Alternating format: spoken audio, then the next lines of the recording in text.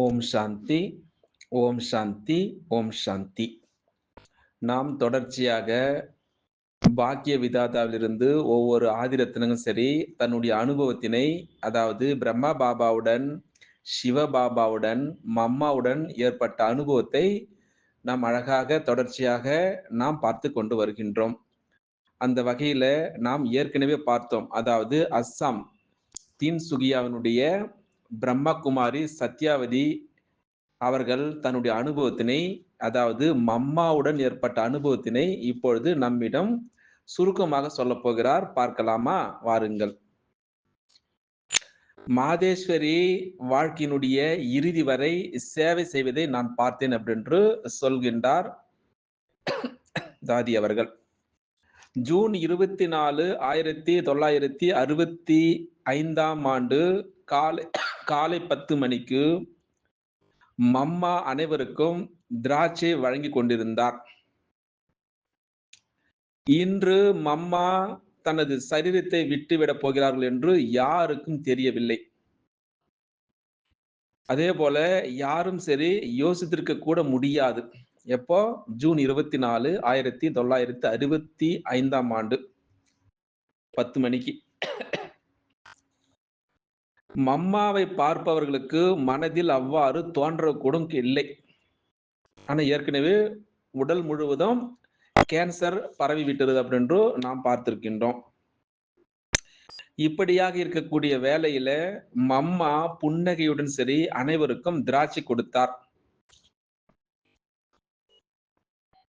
அதன் கூடவே மிகவும் சக்திசாலி திருஷ்டியும் கொடுத்து கொண்டிருந்தார்.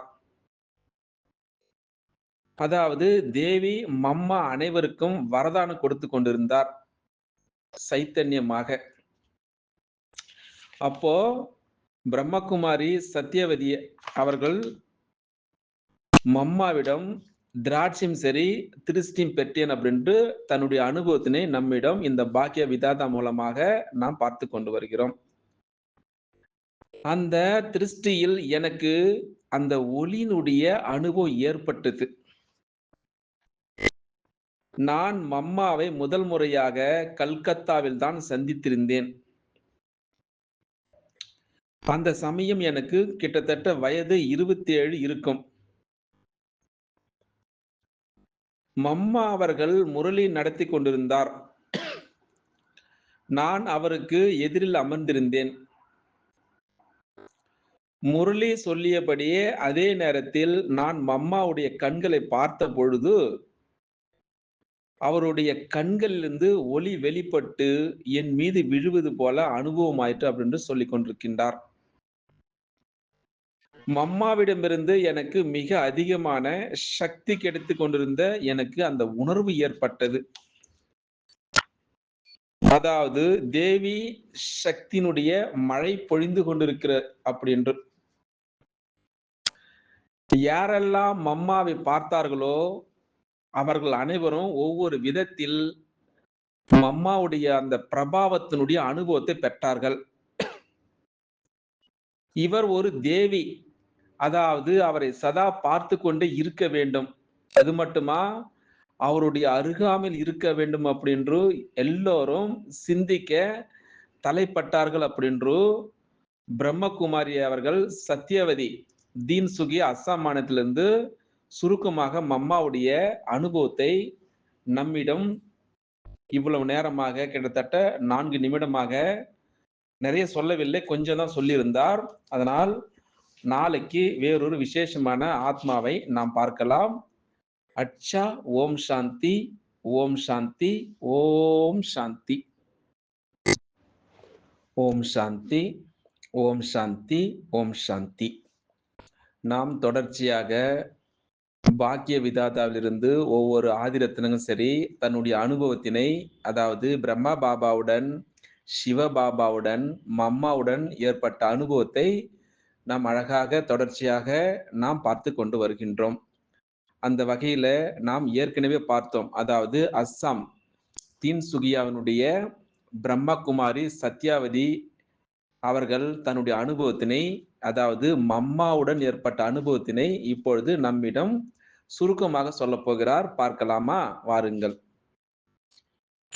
மாதேஸ்வரி வாழ்க்கையினுடைய இறுதி வரை சேவை செய்வதை நான் பார்த்தேன் அப்படின்று சொல்கின்றார் தாதி அவர்கள்.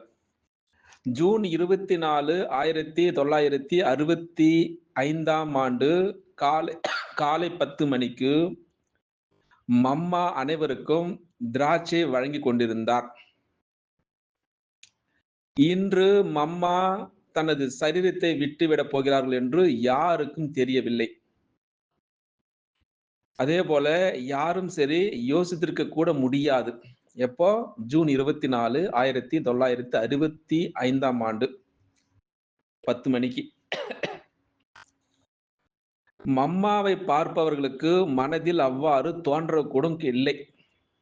ஆனா ஏற்கனவே உடல் முழுவதும் கேன்சர் பரவிவிட்டது அப்படின்று நாம் பார்த்திருக்கின்றோம்.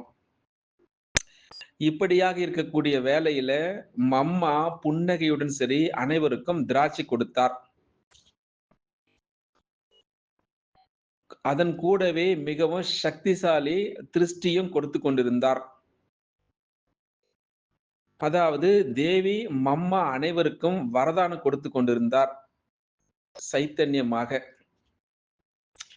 அப்போ பிரம்மகுமாரி சத்தியவதி அவர்கள் மம்மாவிடம் திராட்சையும் சரி திருஷ்டியும் பெற்றேன் அப்படின்ட்டு